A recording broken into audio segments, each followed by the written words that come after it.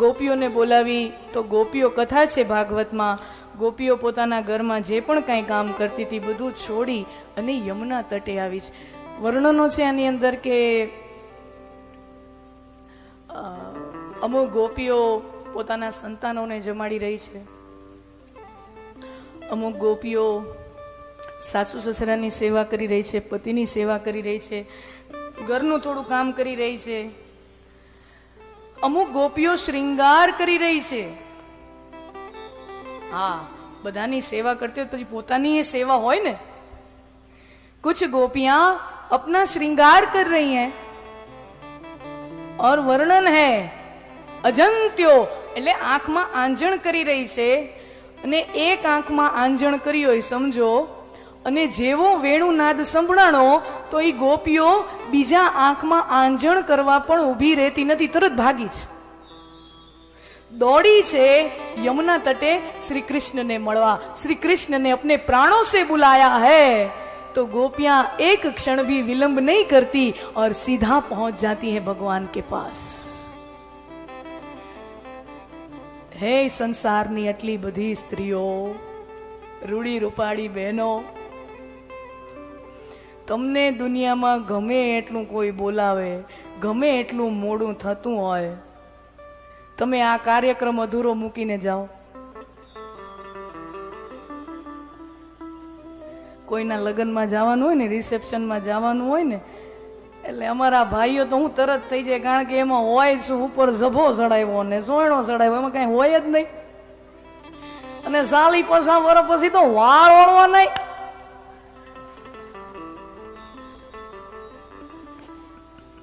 મોટા ભાગના ને પછી વાળ ઓળવા નહીં નો રીએ. ટાલના ફાયદા છે, ટાલના બહુ મોટા ફાયદા છે ભાઈઓ. તમારા જે ભાઈબંધને ટાલ હોય ને એને તમે અડધી રાત્રે કોઈ મેડિકલ ઇમરજન્સી માટે ફોન કરો ને કે ભાઈ કોકને હોસ્પિટલે પહોંચાડવાના છે, ઓલું કાંઈક આમ અડધી રાત્રે ફોન કરો ને, એટલે જેવો ફોન કરો ને પથારીમાંથી ઊભો થાય 2 વાગે સીધો તમારી ગાડીમાં બેસી જાય. આરીસામાં જોવા પણ કાંઈ હોય નહીં, હાલતો ઊભો થઈને હાલતો. એટલે ટાલના ફાયદા ખરા, ઘણા ફાયદા, પણ ટાલનું એક નુકસાન ખરું. ટાલનો એક નુકસાન ખરું, આ મોઢું ક્યાં સુધી ધોવું ને ખબર ન પડે.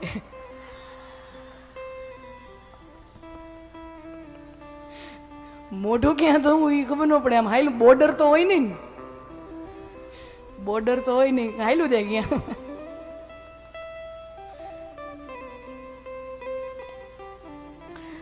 તો તમે ક્યાંક લગ્ન પ્રસંગમાં જતા હો, કોઈ વ્યવહારમાં, રિસેપ્શન, લગ્નમાં જાઓ,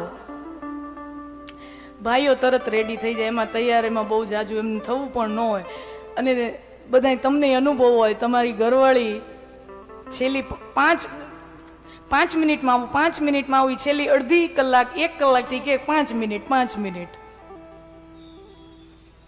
હા, અને જલ્દી તૈયાર થઈ ગયા હોય ને એટલે પછી પાર્કિંગમાંથી ગાડી કાઢી અને બહાર આમ ઊભી રાખે તૈયાર, પછી હોર્ન મારા રાખે, હાલો હાલો હાલો. ઈ ગમે એટલા હોર્ન મારે, તમે એક આંખમાં આંજણ કર્યું હોય ને બીજું આંખ એમને મૂકીને જાઓ, ઈ તો પૂરું જ થાય. પેણવા વાળા પેણી લે તો ભલે પેણી લે, આપણું જેમ થશે એમ થશે. यहाँ क्या कहा, गोपियां जिस भी अवस्था में थी, अधूरा श्रृंगार तो अधूरा श्रृंगार सब छोड़कर माता पिताની સેવા, સાસુ સસરાની સેવા, પતિની સેવા, પોતાની સેવા, જેટલું બધું કરી રહી હતી બધું છોડી અને ભગવાન પાસે ગઈ છે.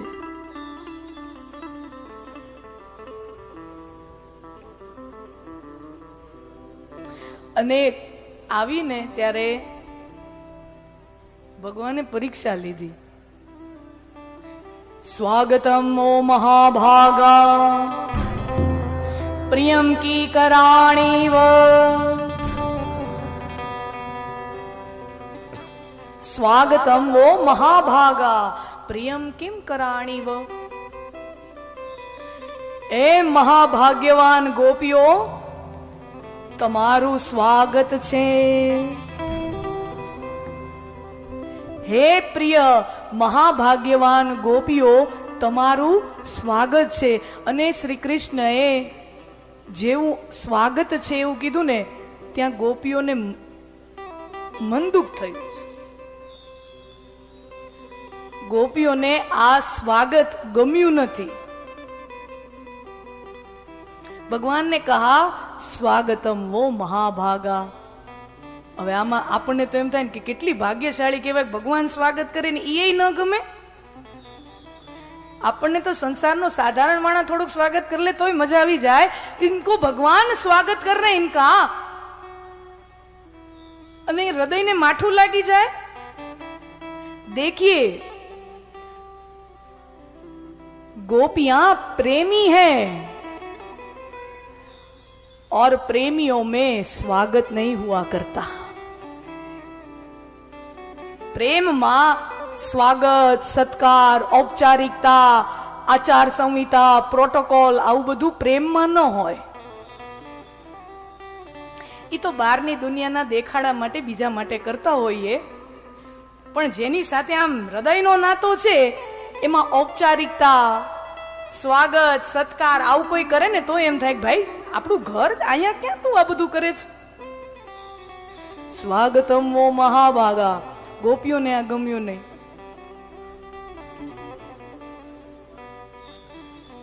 प्रेम ऐसा अद्भुत संवेदन है जिसमें ज्यादा आदर निकटता को कम कर देता है. समझना,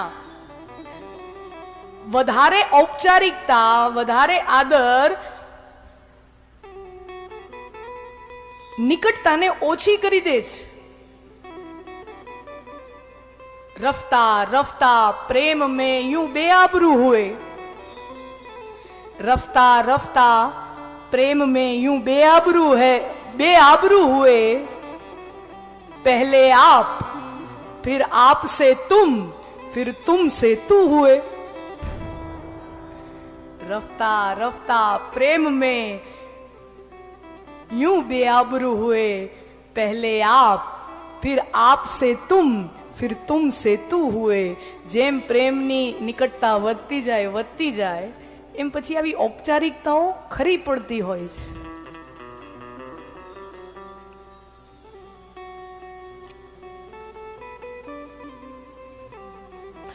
હે ગોપીઓ, પાછી ચાલી જાઓ. ઘનઘોર નિશા છે, રાત્રિ છે, વનમાં હિંસક પશુઓ છે. ઘરે ચાલી જાઓ. કેમ? ગોપીઓ પૂછે છે કેમ? તો કે તમારું કર્તવ્ય છે. શું છે અમારું કર્તવ્ય?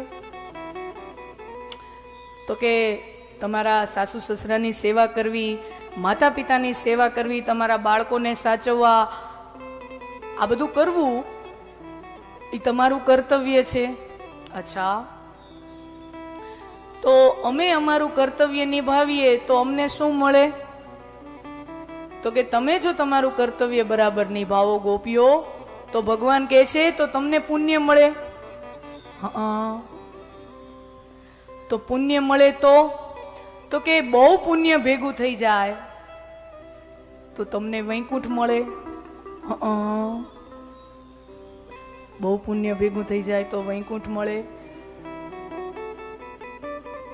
અને વૈકુંઠમાં તો ભગવાન કે પણ વૈકુંઠમાં પછી તમને હું મળું? હે ને કાના, અમે અમારા કર્તવ્યો નિભાવીએ તો અમને કર્તવ્યોનું પુણ્ય મળે. પુણ્ય મળે તો વૈકુંઠ મળે, અને વૈકુંઠમાં તું અમને મળે તો તું તો અમને અત્યારે જ મળી ગયો છો, તો હવે અમે પાછા હુકમ જઈ? तो तू तो हमने અત્યારે જ મળી ચૂક્યો છો, તો अब हम वापस क्यों जाए? તો ગોપીઓનો પ્રેમાગ્રહ જોઈ અને ભગવાન ગોપીઓના પ્રેમથી પરિતૃપ્ત થાય છે અને શરદ પૂર્ણિમાની એ અદ્ભુત રાત્રિએ શ્રી કૃષ્ણ અને ગોપીઓની વચ્ચે અદ્ભુત મહારાસ લીલાનું સર્જન થાય છે.